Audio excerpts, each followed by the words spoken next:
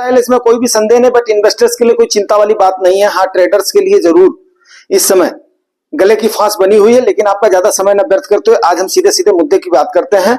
और उसके बाद में, लेकिन उससे पहले मैं आपको एक बात बता दूं कि अगर आपको म्यूचुअल फंड इन्वेस्टमेंट से सोल्यूशन चाहिए, आपका पोर्टफोलियो का रिव्यू चाहिए या पोर्टफोलियो की बैलेंसिंग चाहिए तो आप उसको कमेंट में हमसे पूछ सकते हो कभी भी, और उसके बाद में उसको आपकी रिप्लाई दी जाएगी। या कोई आपकी जिज्ञासा है, पिपासा है, तो उसको शांत करने का प्रयास किया जाएगा आपके जुगानी टॉक्स पर, ठीक है ना। तो जी हाँ दोस्तों, आज का जो सब्जेक्ट है उस पर हम बात कर लेते हैं। लोकसभा चुनाव से पहले इन्वेस्टर्स की चिंताएं क्या क्या है, ठीक है। इन्वेस्टर्स की क्या, मार्केट की चिंता क्या क्या है, उस पर हम करते हैं। वो मेनली 3 मुद्दे हैं। 3 मुद्दे में सबसे पहला मुद्दा है आपका कि किसमें उठापटक, किसमें उठापटक है, आपके इंडिया बिक्स में, ठीक है। इंडिया बिक्स में कई बार आपको बता चुका हूं कि इंडिया बिक्स में आपकी उठापटक जो है वो एक चिंता का सबब है। बट इंडिया बिक्स का क्या है उस पर भी आता हूं मैं। जो मेरे नए व्यूअर्स हैं या सब्सक्राइबर्स हैं उनको बताना बहुत ही जरूरी है। दूसरा, 1990 से लेकर के आज तक, मैं वही देख रहा था, 1990 से लेकर के आज तक का मैं आपको डाटा भी बताऊंगा कि जब जब इलेक्शन हुआ है तब तब मार्केट पर क्या कंडीशन रही है, तो वो भी आपका जानना बहुत जरूरी है। उससे आपको काफी सारी हेल्प मिलेगी।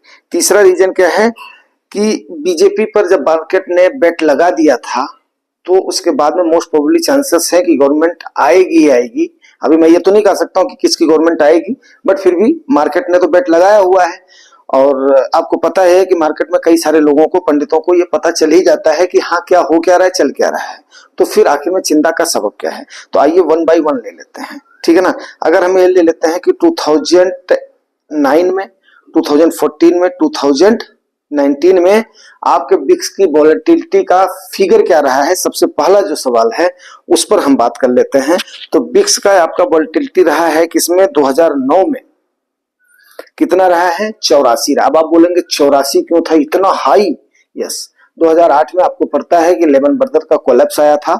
उसके बाद में ये सारे डाटाज हमने कलेक्ट किए हैं ताकि आपको उन चीजों को बताया जा सके कि आप उसमें से निकल करके भागने के चक्कर में ना रहें, आप सस्टेन कर सकें, आपका विश्वास बढ़ सके। मेन बात क्या है, आपका विश्वास बढ़ सके। आप कहां पर निवेश हो रहे हैं, इंडिया के कारपोरेट सेक्टर में निवेशित हो रहे हैं, जो कि आज के टाइम पर सबसे ग्रोइंग इमर्जिंग मार्केट है इंडिया, ठीक है ना।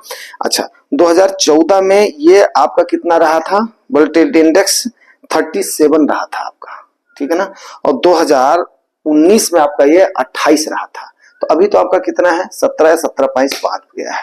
हाँ, लेकिन ये है कि अभी जैसे जैसे और अभी 3 वीक बाकी हैं, तो इन 3 वीक्स में रिजल्ट आने में, तो इन 3 वीक्स में ये आपका जो तीनों फेज के अभी इलेक्शन बचे हुए हैं, इसमें क्या होगा कि आपका ये और ज्यादा वोलेटाइल हो सकता है, इसमें कोई भी संदेह नहीं है। लेकिन ये नेचुरल फिनोमेना। आप देखिए 84 पर जाने के बाद में भी आज कहां पर थे आप, 10 पर था। अभी आप लेकर के चल रहे थे, अभी 2 हफ्ते पहले, 1 हफ्ते पहले 10 पर था, 10 से लेकर के 17.5 गया। तो चिंता वाली कोई ऐसी बात नहीं है, ठीक है ना। और ये कोई वोलेटिलिटी जो है ना, ये कोई आम बात है, इसमें कोई इतना ज्यादा आपको पैनिक होने की जरूरत नहीं है, ठीक है ना। ये एक नेचुरल फिनोमेना है, ये आता जाता रहता है और इन्वेस्टर्स के लिए तो कोई भी चिंता का सबब ही नहीं है, ठीक है ना। अगला, 1990 से लेकर के अब तक चुनाव से 6 महीने पहले या बाद में, चुनाव से 6 महीने पहले या बाद में मार्केट ने कितना गेन दिया है वो भी आपको बता देता हूं। 1990 से लेकर के अभी तक आप चाहे तो इसको भी रिसर्च करके ढूंढ सकते हैं, ठीक है ना। चुनाव से पहले मैक्सिमम टाइम पर आपकी मार्केट ने 14% का रिटर्न दिया है, जो कि पिछले 6 महीने का देख लो। जनवरी से आपकी मार्केट डाउन फेज में गई है, वही अगर हम नवंबर दिसंबर को ले लें, अभी अप्रैल तो बीता है, तो आपके ये तकरीबन 14% का रिटर्न आपकी मार्केट ने दिया है, जिसमें 2013 के 2 महीने शामिल है, ठीक है। वही मार्केट के 6 महीने के बाद में हमें ये इलेक्शन के 6 महीने के बाद में 10% का एवरेज रिटर्न दिया। हाँ, 2-1 बार हुआ है कि कम रहा है, जैसे 2009 का कम रहा है, एंड 2000 मेरे ख्याल से 1900, हाँ 2000 वाला, 1998 वाले में थोड़ी सी अनसर्टेनिटी थी, तो उसमें कम रहा है, ठीक है ना, जहां तक मुझे याद आ रहा है। अभी मैंने ये कल ही सारी चीजें ढूंढ करके, ताकि आप लोगों को बताई जाए, और ये बताने की कोशिश करिए 6 महीने तक, ठीक है ना। अगले आने के बाद में 6 महीने तक 10% का रिजल्ट मार्केट देती ही देती है। तो गवर्नमेंट कोई भी आए, कोई भी फर्क नहीं पड़ता है। आने वाले 6 महीने में, 1-2 महीने में 10% आपकी मार्केट यहाँ से दे देगी, रिटर्न दे दी, जैसे ऑल टाइम को हज करेगी ना, जो टच करेगी उसके बाद में निकल जाएगी। फिर आगे जो होगा सिंधु देखा जाएगा, ठीक है ना। उठा पटक फिर क्यों है आखिर में? आगे सवाल ये उठता है कि आखिर में उठा पटक क्यों है? जब आपने ये मान लिया कि 2019 से अच्छा प्रदर्शन होने की उम्मीद थी, ये सबने माना हुआ था, मार्केट ने भी मान लिया था, लेकिन उठा पटक इसलिए है कि सबको ये उम्मीद थी कि 2019 से बढ़िया जो एनडीए की गवर्नमेंट है, बीजेपी का तो नहीं कह सकता मैं, एनडीए की गवर्नमेंट तो अच्छा प्रदर्शन करेगी, लेकिन अभी जाकर के ये हो गया है कि उससे थोड़ी सी प्रदर्शन डाउन हो रही है। तो ये हो गया चिंता का कारण। और दूसरा है, आपका जो एनडीए है, ऐसा अनुमान लगाया जा रहा था, जो उनका स्लोगन उन्होंने दिया था कि 400 के पार जाएगी, बट 400 के पार नहीं, मेजॉरिटी के आसपास या मेजॉरिटी से डाउन होने के ऐसा मार्केट आकलन कर रही है, ठीक है ना। तो इस टाइप का ये हो गया। अभी देख लेते हैं आखिर में इसका जस्ट मेन काज क्या है। ये तो हो गया पॉलिटिकल हो गया, इस पर नहीं जाना है हमने। जस्ट मेन काज क्या है वो देख लेते हैं, ठीक है ना। अब इन सब सिनेरियोज की वजह से क्या हुआ कि ये तो मार्केट ने लिया था, लेकिन एफआईआईज आपकी क्या कर रही है, वो सेलिंग कर रही है। और आपको पता ही है कि पहले अगर एफआईआईज को एक जुकाम भी हो जाता था ना, तो यहाँ पे इंडियन मार्केट को डेंगू हो जाता था, मलेरिया हो जाता था, इत्यादि इत्यादि टाइप का, अगर उनको एक छींक आ जाती थी तो। लेकिन आज के टाइम पर देखो, इतने दिन से ये सेल करते हैं, लेकिन तब भी डोमेस्टिक हमारे बायर्स, डोमेस्टिक हमारे इन्वेस्टर्स, ये सारे के सारे ऐसे उस पे मैं बोलता हूँ सपोर्ट करते हैं ना, कि वो आजकल कुछ खास कर नहीं पा रहे हैं, फिर भी जो है उनका काफी सारा पैसा लगा हुआ है। अगर उन्होंने ब्रूटली सेल करना शुरू कर दिया तो अफेक्ट मार्केट पर पड़ता है। और एक जानकारी मैं आपको और दे दूं कि अभी आपका 57 लाख करोड़ से ऊपर आपका टोटल असेट हो गया है किसका, म्यूचुअल फंड सारे एएमसीज का। और जो आपका हम 19,500 करोड़ बोल रहे थे, आपका एसआईपी का इनफ्लो टोटल 21,000 करोड़ के आसपास अभी इंडिया में आना शुरू हो गया। तो इतनी भारी भरकम की इन्वेस्टमेंट अगर आ रही है और काफी सारे अकाउंट्स खुल रहे हैं, फोलियोज खुल रहे हैं, तो संख्या डे बाई डे बढ़ती जा रही है। और दूसरी बात आपको बताऊं कि अभी शहरी क्षेत्रों से हट करके रूरल सेक्टर्स में भी लोग अवेयर हो रहे हैं, तो वो भी आपके लिए बड़ी अच्छी बात है।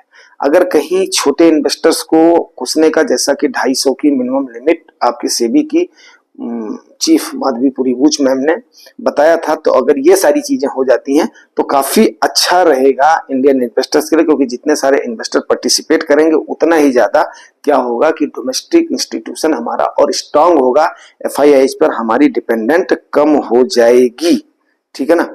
और दूसरा रीजन एक तो ये हो गया, अभी एफआईआईज को ये लग रहा है, मेन रीजन क्या है, इलेक्शन की भी चिंता एफआईआईज को नहीं है, ठीक है ना। उनको पता है, काफी दिन के इन्वेस्टर है वो, इंडिया में उपभोक्ता मार्केट बहुत बड़ी है, कंज्यूमर मार्केट बहुत बड़ी है, उनको कहीं ना कहीं ये लग रहा है कि हम ओवर वैल्यूड हैं। हालांकि मैं बता दूं कि पीई के मुताबिक हम ओवर वैल्यूड नहीं है। अभी देखो 21 के आसपास हमारी पीई आ गई है, ठीक है ना। तो हो सकता है कि 20 से नीचे आ जाएंगे तो बहुत अच्छा, मतलब जो है वो है सिचुएशन है लॉन्ग टर्म के लिए। और लेकिन ये क्या है, एफआईआई जो सोच रही है वो सोच रही है। अगला आपकी है कि कारपोरेट रिजल्ट जो है ना, वो देखो एसबीआई का बढ़िया रिजल्ट आया, वो मैंने उसी दिन बताया था। बाकी रिजल्ट जो है उनके उम्मीद के मुताबिक फोर्थ क्वार्टर का नहीं रहा है जो उनकी एक्सपेक्टेशन थी। उसका रीजन भी रहा है कि इलेक्शन वगैरह की कई सारी तैयारियां थी, फिर उसके बाद में और ज्यादा हमारे भी अपने इशूज हैं, इंटरनल इशूज हैं, कई सारी चीजें हैं, तो गवर्नमेंट भी उसमें थी, अपना दबाव में थी, कोई खास डिसीजन ऐसा नहीं ले सकती थी। वैसे भी आपको पता ही है कि थोड़ा सा प्रेजेंट गवर्नमेंट के ऊपर अगर वो कारपोरेट जगत को थोड़ा सा सपोर्ट करती थी तो उसके ऊपर ज्यादा ही वो हल्ला मच जाता था। तो ये सारी चीजें हैं और यही है सारा चिंता का कारण है, जो कि मैंने एफआईआईज को ओवर कर दिया। जो मेन रीजन है वो मैंने कवर किया है, ठीक है ना। ये तो खाली बस सिर्फ और सिर्फ क्या है कि यहाँ की हमारी जो मार्केट है वो ले रही है चुनाव को, लेकिन ये एफआईआईजी इन चीजों को कंसीडर कर रही हैं। और अंत में मैं डिस्क्लेमर आपको ये दे दूं कि भैया मैं कोई इसका बहुत बड़ा एक्सपर्ट तो नहीं हूँ। डाटाज इकट्ठे करना जो हमारी सोच है, व्यक्तिगत अनुभव है, वो मैं आपको शेयर करता हूँ। तो ज्यादा अगर आपको ट्रस्टेबल हो चाहिए तो किसी से भी रजिस्टर्ड अपना जो फाइनेंशियल एडवाइजर हैं उनसे आप लोग सलाह ले सकते हैं। वीडियो में जो हमारा बताने का मात्र उद्देश्य है आपको जागरूक करना, आपको शिक्षित करना।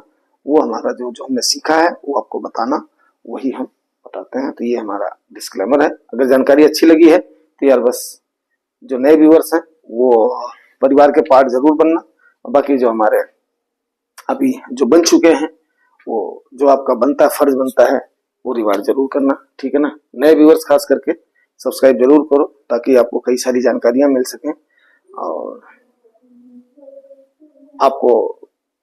आप देखोगे पिछले वीडियोज में कितनी सटीक जानकारियां आपको दी जाती हैं, सही जानकारियां दी जाती हैं, फेयर वैल्यू दी जाती है आपको, ठीक है ना। तो बस इसके साथ ही बंद करते हैं, मिलेंगे फिर अगले नेक्स्ट सेशन में। Thank you very much.